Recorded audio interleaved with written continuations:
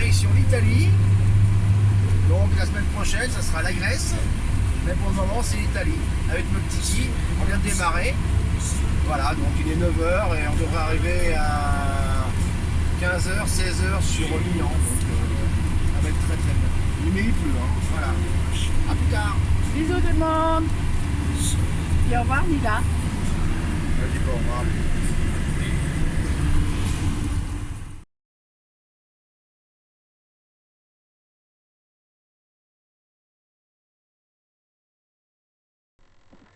Voilà, nous empruntons l'autoroute pour une des rares fois parce que nous, c'est pas dans nos habitudes. Nous préférons de loin les nationales. Et donc là, nous allons emprunter donc le tunnel d'Orel.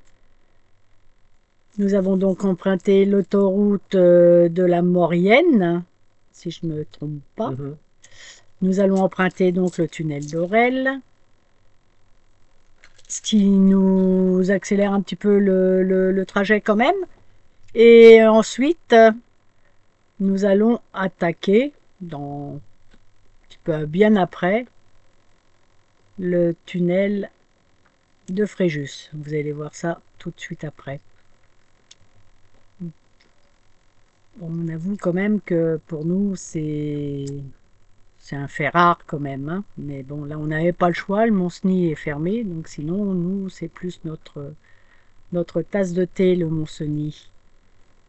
Voilà.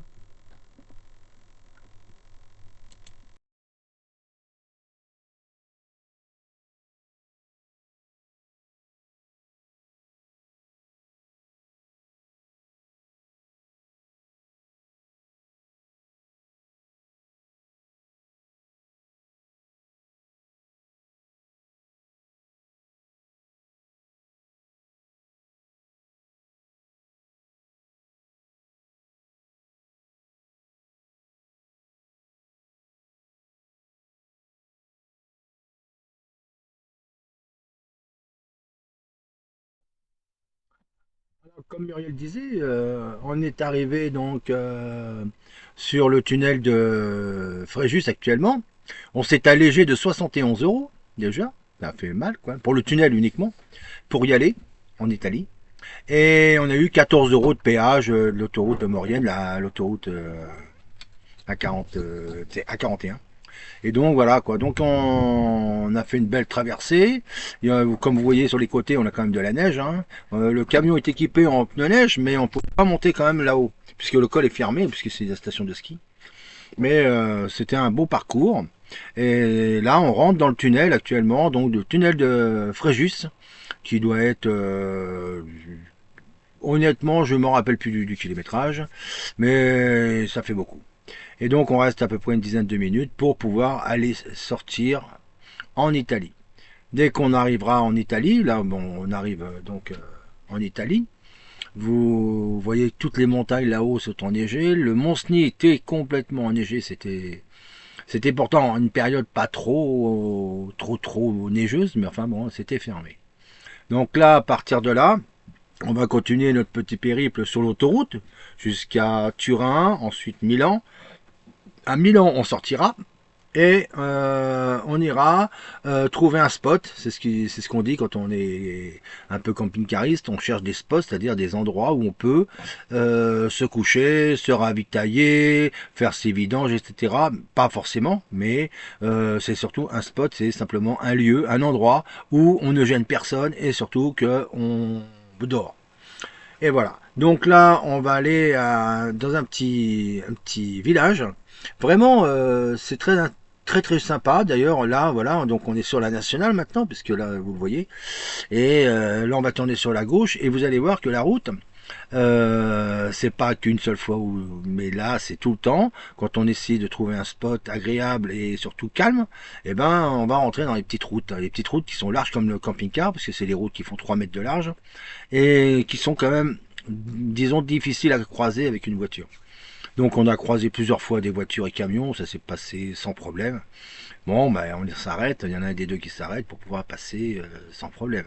Mais là, ce soir-là, donc on a été dans un petit village, vous allez le voir, juste après, donc vous allez admirer cette super route. C'est pas une grande avenue et c'est vraiment petit. Ça slalomait entre les champs, mais dans l'ensemble, c'était praticable, il n'y a pas eu de soucis, quoi.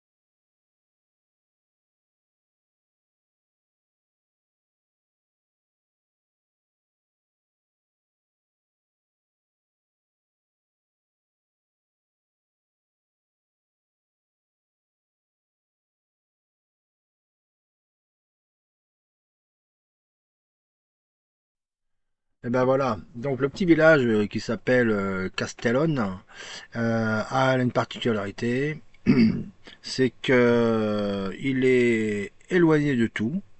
Il n'y a pas beaucoup de commerce, d'ailleurs je crois qu'il n'y en a pas, mais tout simplement c'est un site que nous avons trouvé sur Parc Fortnite, et ils appellent ça des spots, hein, bien sûr. Et alors dans le coup, on a eu la chance de tomber par hasard sur une petite église. Enfin, c'est pas quand même qu'une petite église, hein, puisqu'elle est dédiée à la Vierge Marie, là, pas à la Marie, c'est à la Vierge de la Miséricorde. Donc, c'est un sanctuaire qui est très très agréable à regarder. Donc, nous l'avons visité. Et ça nous a bien plu. Donc là, on vous montre les images et on a eu la chance d'entendre les carillons, les cloches en fin de compte, hein, parce qu'il devait y avoir un carillonneur qui nous a joué un joli air le soir et le matin. Donc on a raté le plus joli, mais là on vous montre, on va vous faire écouter celui qui nous a plu un petit peu.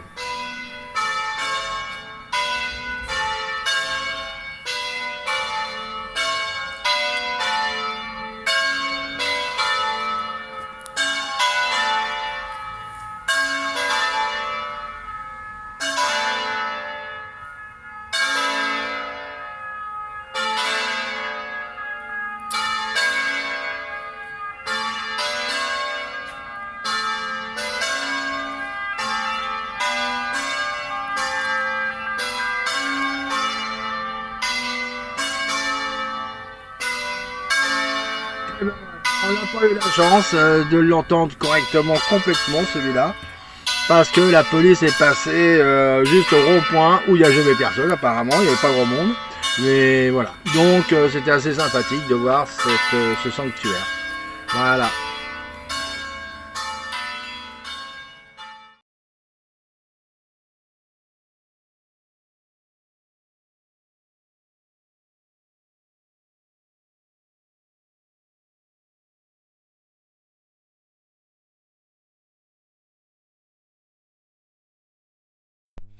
Bon bah là, nous allons partir direction donc notre prochain spot, hein, qui va se trouver à Ravenna. Ravenna, se trouve sur la côte adriatique. Oui, on sera pas très très loin en fin de compte de notre destination de Brindisi. Mais enfin, on a encore une journée facile à faire. On est à plus de 350 km de Brindisi. Donc là, vous voyez les routes étroites, hein, parce que bah, effectivement, on aime bien les petites routes, hein, mais c'est assez difficile à se croiser avec les camions. Mais avec les voitures, on est obligé de s'arrêter pour les laisser passer, parce que c'est même aussi, disons, difficile. Donc là, on va aller donc de Castellone à Ravenna par les petites nationales. Et on va trouver un petit spot justement sur Ravenna, qui est un spot nature parce que c'est un parc naturel. Et le parc naturel, en fin de compte, ben, vous allez voir à la fin là, de cette journée, On a pas mal d'oiseaux, tout ça, mais qu'on n'a pas vu. Mais on a vu des flamants roses. Et puis c'est tout. Et notre chat, Titi, là, lui c'est bien plu en fin de compte à se promener. Toujours bon la peur qu'on le perde. Et ben il aime bien faire marcher en arrière. Donc comme là vous voyez on a croisé une voiture. Donc c'est délicat, donc je m'arrête pour le laisser passer. Et puis voilà. Donc là, les routes, c'est pas mal. Là, on peut dire que c'est pas trop mal. Mais vous allez voir, au fur et à mesure qu'on va progresser, on va se retrouver avec des routes complètement pleines de nids de poules. Pas très agréable pour le camion et nous-mêmes aussi. Alors ça rebondit de partout, on est obligé de rouler à 30 à l'heure, 40 à l'heure, 60 à l'heure, on évite les trous, mais c'est très compliqué quoi. Donc là, à chaque fois que on va rouler, ben vous allez voir, ben on freine en permanence et puis on n'avance pas quoi. Donc à chaque fois, ben on a pour tous les jours, on met 4 heures à 5 heures de route pour faire 150 km quoi, ou 200 km.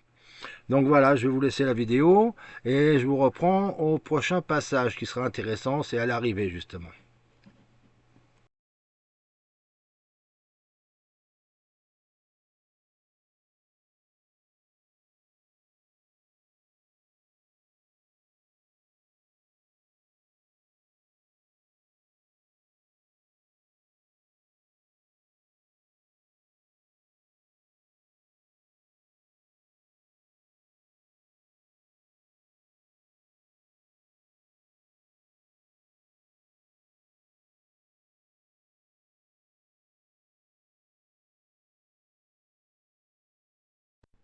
Bon voilà, on arrive sur notre destination de la journée qui s'appelle Ravenna. C'est une station balnéaire sur l'Adriatique, hein, je vous le répète.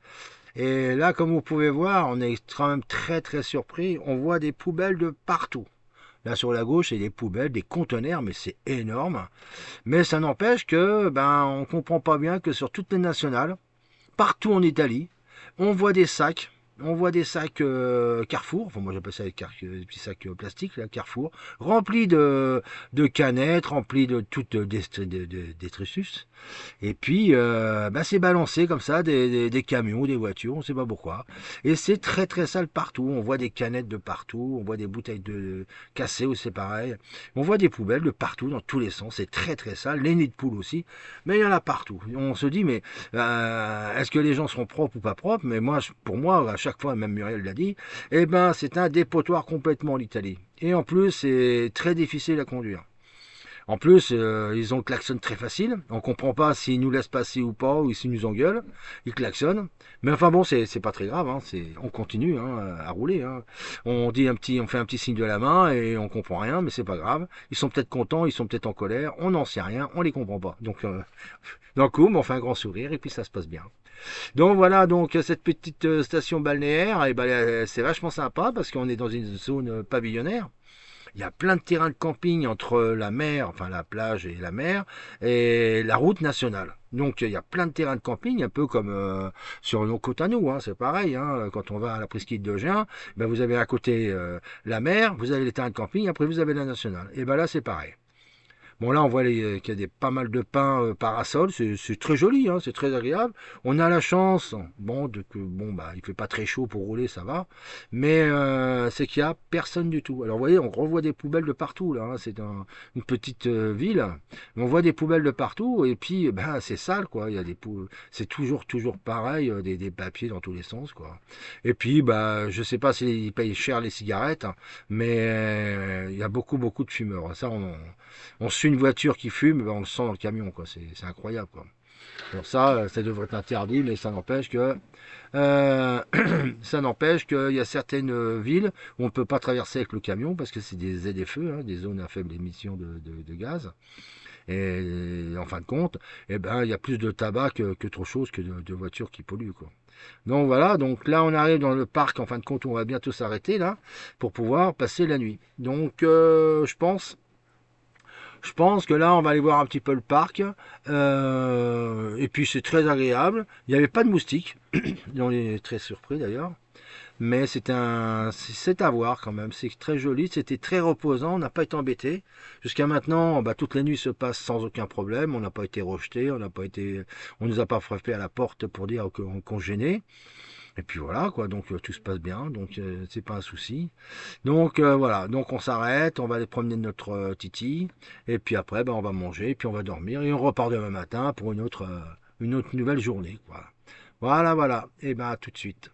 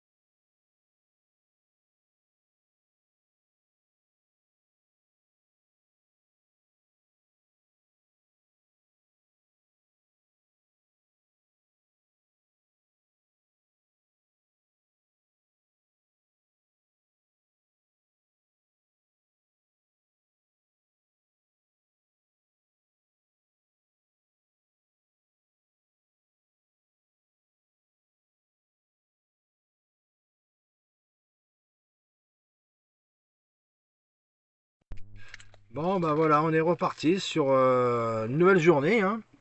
Donc, ben, je vous rappelle que le 23 février, eh ben, on était parti. Donc, on avait fait Fréjus, Turin, Milan, Castellone. Le 24, eh ben, c'est Castellone, Ravenna. Et là, ben, on repart de Ravenna, donc on est le 25, hein, on repart de Ravenna. On va aller à Popoli. Et ce sont des termes, en fin de compte, à Popoli. Alors, c'est pas Monopoly, hein, c'est Popoli, hein.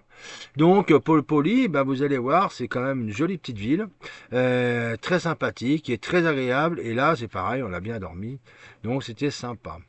Donc là, je vous reprends après, vous allez voir la route toujours pareil, défoncée, plein de nids de poules. Voilà.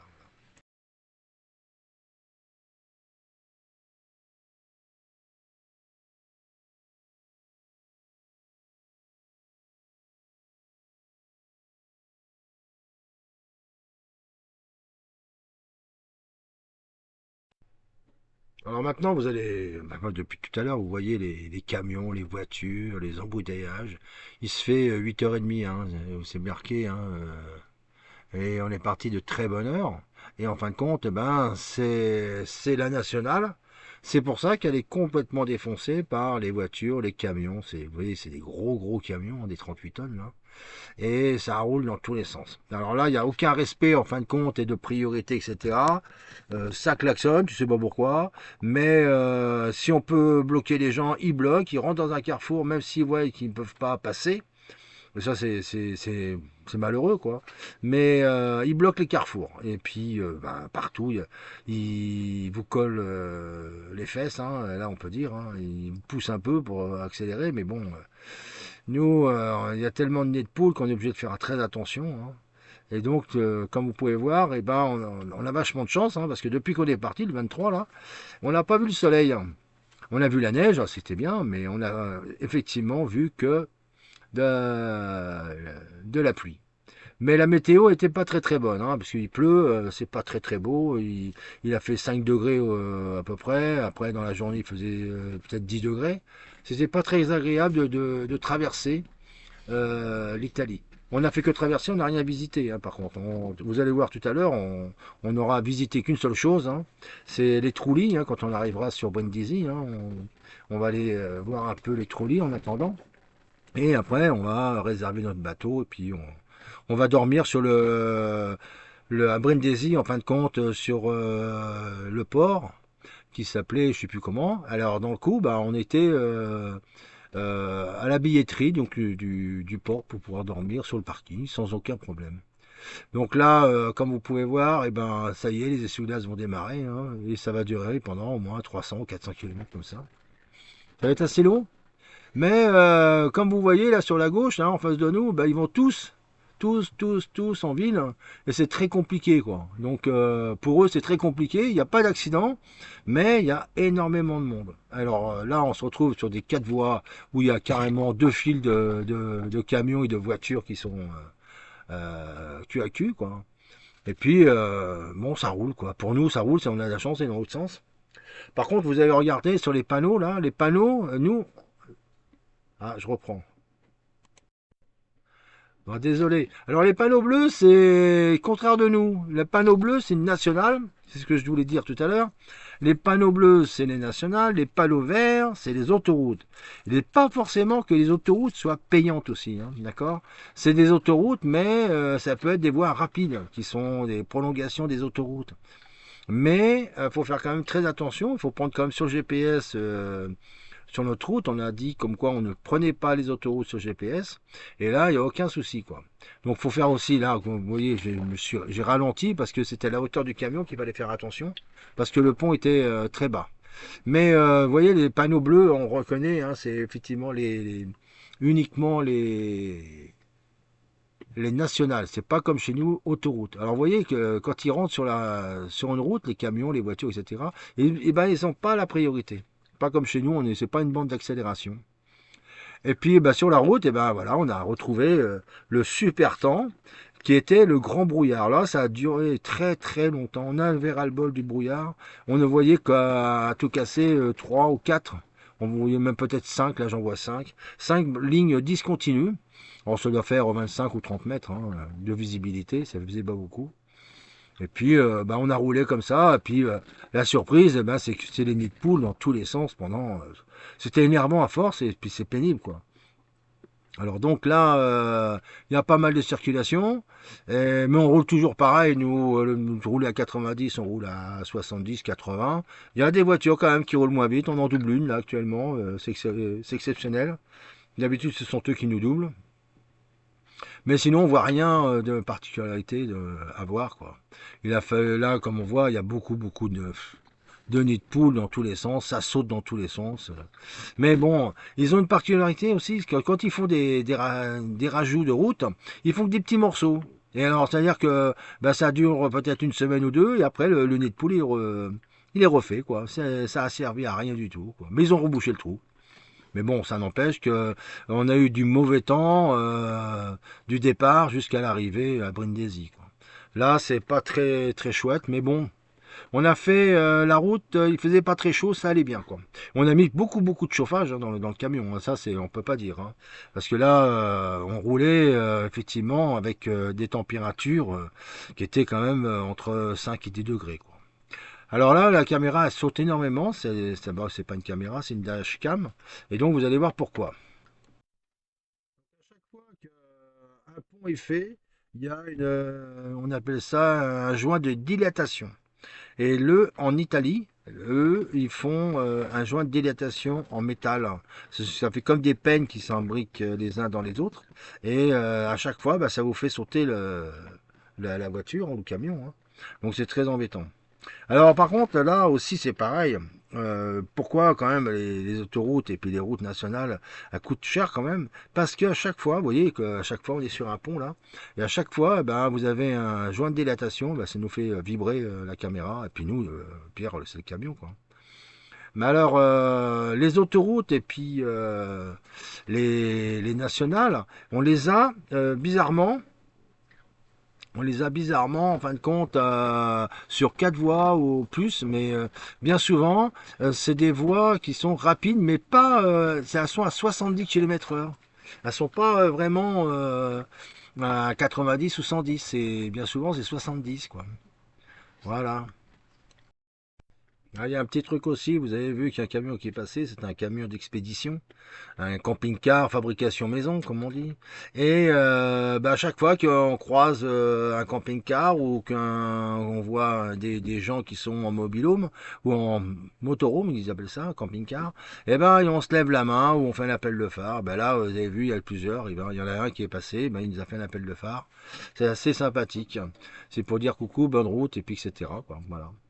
Bon, voilà, ça s'est bien passé là pour cette journée-là. Et puis on va aller se trouver un petit spot. Et puis c'est très sympa, quoi. Voilà, vous allez voir où on s'arrête.